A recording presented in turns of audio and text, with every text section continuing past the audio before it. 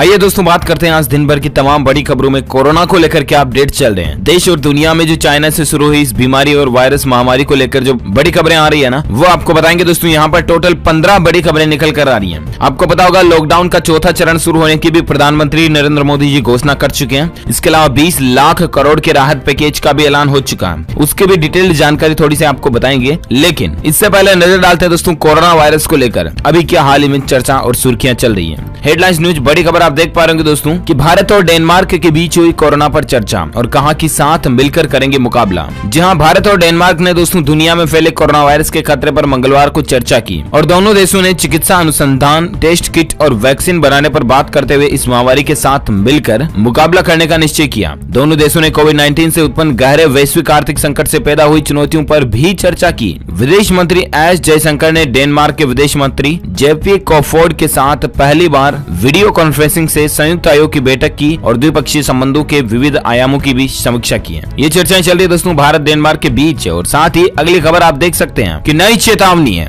WHO ने herd immunity के idea को खतरनाक बताया और कहा कि कोरोना दुश्मन नंबर 1 है, इससे निपटना जादू का खेल नहीं है। जी हाँ दोस्तों, WHO का कहना है कि कोई भी देश जादुई हर्ड इम्यूनिटी पैदा नहीं कर सकता। इंसानी आबादी जानवरों का झुंड नहीं है, ये कहना है WHO यानी कि वर्ल्ड हेल्थ ऑर्गेनाइजेशन के एक अधिकारी की तरफ से। आखिर पूरी बात और मसला क्या? तो दरअसल दोस्तों बिना वैक्सीन कोरोना वायरस से लड़ रही दुनिया के लिए अभी इम्यूनिटी और एंटीबॉडीज ही उम्मीद की किरण है। लेकिन कई हफ्तों से हार्ड इम्यूनिटी पाने के नाम पर बहस चल रही है। मंगलवार को विश्व स्वास्थ्य संगठन यानी कि WHO भी इस बहस में कूद पड़ा और उसने सामूहिक प्रतिरोधकता के इस नए विचार या अवधारणा को खतरनाक बताया। दरअसल हार्ड इम्यूनिटी दोस्तों एक पेचीदा गणितीय सोच है। कुछ वैज्ञानिक इसे कोरोना नियंत्रण के लिए सही भी मान रहे हैं, इसलिए WHO को भी दखल देना पड़ा। क्या है WHO की चेतावनी, इसको तो आप समझिएगा, लेकिन इससे पहले ये समझिए दोस्तों कि हार्ड इम्यूनिटी क्या होती है। तो हार्ड इम्यूनिटी में दोस्तों हार्ड शब्द का मतलब है झुंड से और इम्यूनिटी यानी कि बीमारियों से लड़ने की क्षमता, ठीक है ना। इस तरह से हार्ड इम्यूनिटी का मतलब हुआ कि एक पूरे झुंड या आबादी की बीमारियों से लड़ने की सामूहिक रोग प्रतिरोधकता पैदा हो जाना। इस वैज्ञानिक आइडिया के अनुसार दोस्तों अगर कोई बीमारी किसी समूह के बड़े हिस्से में फैल जाती है ना, तो इंसान की इम्यूनिटी उस बीमारी से लड़ने में संक्रमित लोगों की मदद करती है और इस दौरान जो लोग बीमारी से लड़कर पूरी तरह ठीक हो जाते हैं वो इस बीमारी से इम्यून हो जाते हैं, यानी उनमें प्रतिरक्षा के गुण पैदा हो जाते हैं। इसके बाद झुंड के बीच मौजूद अन्य लोगों तक वायरस का पहुंचना बहुत मुश्किल होता है। एक सीमा के बाद इसका फैलाव रुक जाता है और इसे ही हर्ड इम्यूनिटी कहा जाता है। समझ गए ना? मतलब ये दोस्तों की सिंपली अगर ये बीमारी फैल रही है ना, तो ये पूरी तरह से फैल जाए, उसके बाद हम में से ही कई लोग डायरेक्ट इनडायरेक्टली दूसरे लोगों को बचाएंगे। हमारी इम्यूनिटी दूसरों के काम आएगी। ये सिस्टम है। हर्ड इम्यूनिटी महामारियों के इलाज का एक पुराना तरीका है और व्यवहारिक तौर पर इसमें बड़ी आबादी को नियमित वैक्सीन लगाए जाते हैं, जिससे कि लोगों के शरीर में प्रतिरक्षा एंटीबॉडीज बन जाती है, जैसे चेचक, खसरा और पोलियो के साथ हुआ। दुनिया भर में लोगों ने इनकी वैक्सीन दी और अब ये रोग लगभग खत्म हो गए।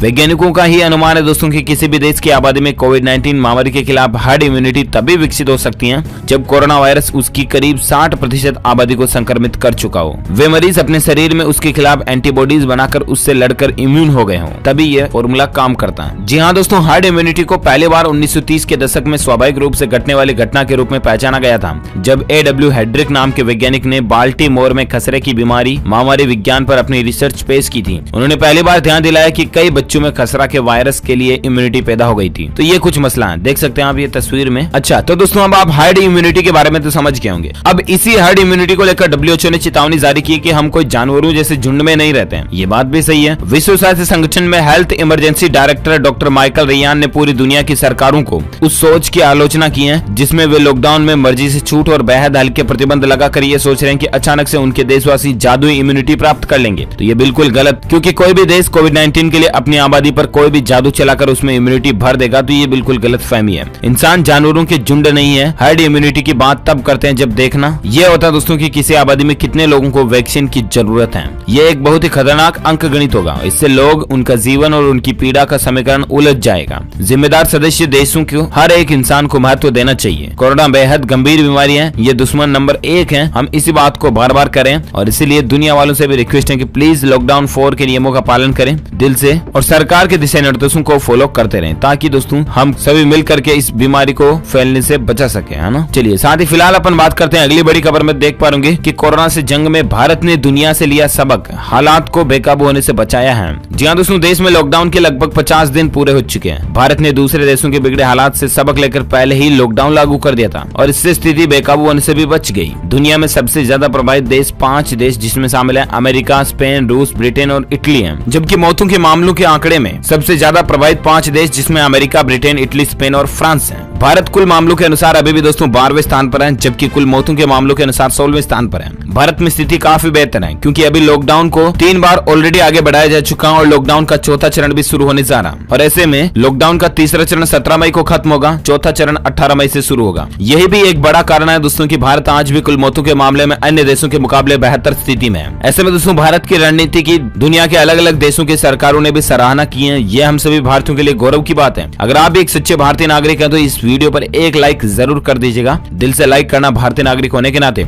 और चलिए आगे बढ़ते हैं फटाफट से अगले अपडेट में। तो देख पा रहे कि लॉकडाउन खोलना चाहते हैं डोनाल्ड ट्रंप। अमेरिका के जो राष्ट्रपति है ना दोस्तों डोनाल्ड ट्रंप, वो लॉकडाउन को खोलना चाहते हैं। काम पर लौटे हजारों लोग कोरोना पॉजिटिव हो गए। देखिए जरा, जी हाँ, अमेरिका में कोरोना वायरस से मरने वालों की संख्या 80,000 के पार जा चुकी है। आंकड़े भी आपको बताएंगे, भारत में भी ताजा आंकड़े क्या चल रहे हैं अगले अपडेट में बताएंगे। फिलहाल देखिए खबर कि अमेरिका में 80,000 मामले सिर्फ मौतों के हो चुके हैं, जबकि 14 लाख से भी ज्यादा संक्रमित लोगों की संख्या अमेरिका में हो चुकी है। लेकिन अब देखिए जरा दोस्तों कि अमेरिका की इकोनॉमी को ग्रोथ करने के लिए डोनाल्ड ट्रंप जो कि अमेरिका के राष्ट्रपति हैं, वो लॉकडाउन खोलने पर आमदा है। डोनाल्ड ट्रंप का कहना है कि इकोनॉमी को खोल दिया जाए और लोग काम पर वापस लौटे। इसी बीच एक रिपोर्ट आई दोस्तों कि जो लोग काम पर लौटे हैं ना, वो कोरोना से ग्रस्त हो गए। हाल के आंकड़ों में यह पता चला कि मीट पैकिंग और मुर्गी पालन से जुड़ा कार्य जहां होता है, वहां कोरोना का संक्रमण तेजी से बढ़ गया। अमेरिकी के टेक्सास प्रांत के ऑस्टिन में कंस्ट्रक्शन वर्कर्स में कोरोना के मामले पाए गए। ये लोग हाल ही में काम पर लौटे थे। और इतना ही नहीं दोस्तों, व्हाइट हाउस के अंदर भी ट्रंप के एक सहयोगी भी कोरोना से संक्रमित पाए गए। जरा देखिए अब लॉकडाउन हटाने का नतीजा अमेरिका को क्या मिला है, समझ गए ना आप। इसीलिए भारत में सरकार ने लॉकडाउन लगा रखा और इसीलिए आपको दिल से लॉकडाउन का पालन करने की मैं बार बार आग्रह विनती करता रहता हूँ। चलिए साथ ही फिलहाल नजर डालते दोस्तों अगले अपडेट में। तो बड़ी खबर आप देख पा रहे हैं, भारत में अब तक 70,000 से ज्यादा कोरोना केस हो चुके हैं, जबकि लगभग 2300 लोगों के जान जाने की खबर है। जी हाँ, स्वास्थ्य मंत्रालय के ताजा आंकड़ों के अनुसार दोस्तों भारत में कोरोना संक्रमित लोगों की संख्या 70,756 हो चुकी है। ठीक है,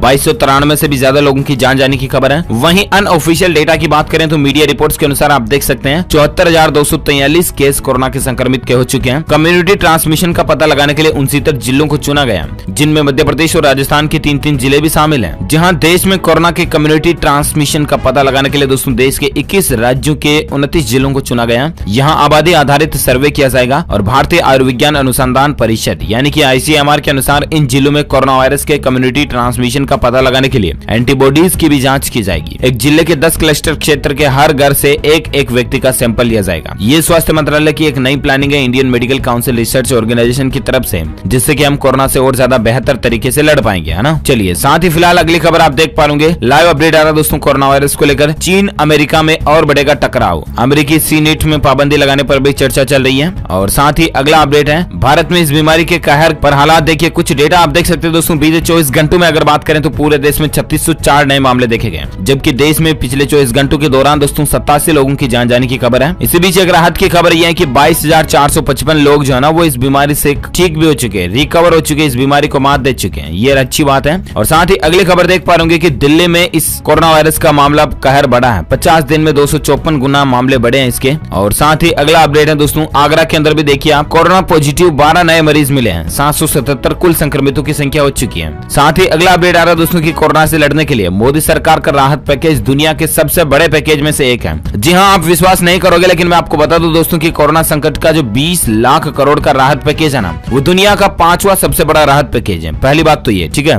दूसरी बात ये दोस्तों कि भारत की GDP का भी लगभग 10% है ये। अब जरा सोचिए कितना बड़ा राहत पैकेज मोदी सरकार ने जारी किया। इसमें सभी क्षेत्र के लोगों को फायदा मिलेगा दोस्तों, MSME क्षेत्र से लेकर छोटे मोटे काम धंधे, उद्योग रोजगार, कारोबार करने वाले लोगों को भी, बिल्कुल गरीब लोगों को भी, BPL वालों को भी, बिना BPL वाले राशन कार्ड वालों को भी, मध्यम वर्ग के लोगों को भी सीधा फायदा मिलेगा। तो सरकार ने इन्होंने राहत पैकेज बहुत बड़ा निकाला और बहुत ही अच्छी सोच समझ के बराबर निकाला। ये अच्छी राहत की बात है। देख पा रहे कि विश्व में जीडीपी के लिहाज से भारत का राहत पैकेज 5वां सबसे बड़ा पैकेज है। महामारी से उबरने के लिए दुनिया का सबसे बड़ा आर्थिक पैकेज जापान ने दिया था और वहां की जीडीपी का 21% है। अमेरिका दूसरे स्थान पर रहा, 13% जीडीपी का राहत पैकेज उसने दिया। स्वीडन में अपने कुल जीडीपी के 12% के बराबर राहत पैकेज दिया, जो तीसरे स्थान पर है, और 10.7% के साथ जर्मनी चौथे स्थान पर है, और पैकेज जीडीपी का 10% जो भारत 5वें स्थान पर है। अब यहाँ पर पूरा गणित भी आप समझ सकते हैं अगर चाहे तो, कि दोस्तों पीएम मोदी ने पैकेज की घोषणा के समय स्पष्ट कर दिया कि सरकार ने जो आर्थिक घोषणाएं की है ना, वो रिजर्व बैंक के फैसले थे। उनको मिलाकर के कुल पैकेज 20 लाख करोड़ का होता है, यानी कि 1.74 लाख करोड़ का पैकेज वित्त मंत्री निर्मला सीतारमण जी पहले से घोषित कर चुके हैं। 1 लाख करोड़ का पैकेज रिजर्व बैंक ने दिया, तो भी अब दोस्तों कुल मिलाकर के 17-18 लाख करोड़ का पैकेज तो अभी भी बच रहा ना, तो वो अब कल पीएम मोदी जी घोषित कर चुके हैं। उस राहत पैकेज पर भी डिटेल जानकारी आज दिन में आ जाएगी, मैं आपको डीएलएस न्यूज के ऊपर जरूर बता दूंगा, ठीक है। इसके अलावा दोस्तों 20 लाख के राहत पैकेज के अलावा लॉकडाउन 4 की भी तैयारियां हो चुकी है। आपको बताया पीएम मोदी जी ऑलरेडी कह चुके हैं ऑफिशियली कि 18 तारीख से पहले आपको अवगत यानी कि सूचित करा दिया जाएगा कि लॉकडाउन के चौथे चरण में क्या क्या नए नियम लागू होते हैं। लॉकडाउन 4 जो है ना, वो आखिर किस तरह से लागू होगा, क्या नए कानून कायदे चौथे चरण में लागू होंगे, वो सब जानकारी आपको डीएलएस न्यूज के ऊपर बताएंगे जरूर। अगला अपडेट आप देख सकते हैं, उत्तर प्रदेश में कोरोना लाइव अपडेट आ रहा है दोस्तों। प्रदेश में 112 नए मरीज मिले, 115 डिस्चार्ज हुए हैं, कुल मरीजों की संख्या 3664 हो चुकी है। और साथ ही अगली खबर है कि बिहार के 27 जिलों में 130 नए कोरोना पॉजिटिव मिले हैं। राज्य में कोविड-19 संक्रमितों की संख्या टोटल 879 तक पहुंच चुकी है। साथ ही अगला अपडेट देख सकते हैं कि वुहान में फिर लौटा कोरोना। अब पूरी 1.10 करोड़ आबादी का टेस्ट किया जाएगा। ये वुहान के लोकल प्रशासन और वहां की चाइना सरकार की एक नई प्लानिंग है, देखिए जरा आप। ओके दोस्तों, तो इस कड़ी में ये आज की बड़ी खबरें, मुख्य समाचार, today breaking news, India news, headlines news का अपडेट वीडियो फिनिश होता है। और हाँ, साथ ही आप मुझे नीचे कमेंट करके जरूर बताना कि आप कौन से राज्य में रहते हैं, ताकि मैं आपके राज्य के समाचार भी आपके मोबाइल तक पहुंचा पाऊंगा। और दिल से इस वीडियो को लाइक करना, शेयर भी करना अपने दोस्तों के साथ फेसबुक और व्हाट्सएप पर। और अगर आप डीएलएस न्यूज पर पहली बार आए हैं ना, तो चैनल को सब्सक्राइब करके बेल आइकन भी जरूर दबा देना, ताकि आपको रोजाना के ताजा अपडेट्स तुरंत मिलते रहेंगे। Thank you, take care, good bye, Jai Hind, जय भारत, वंदे मातरम।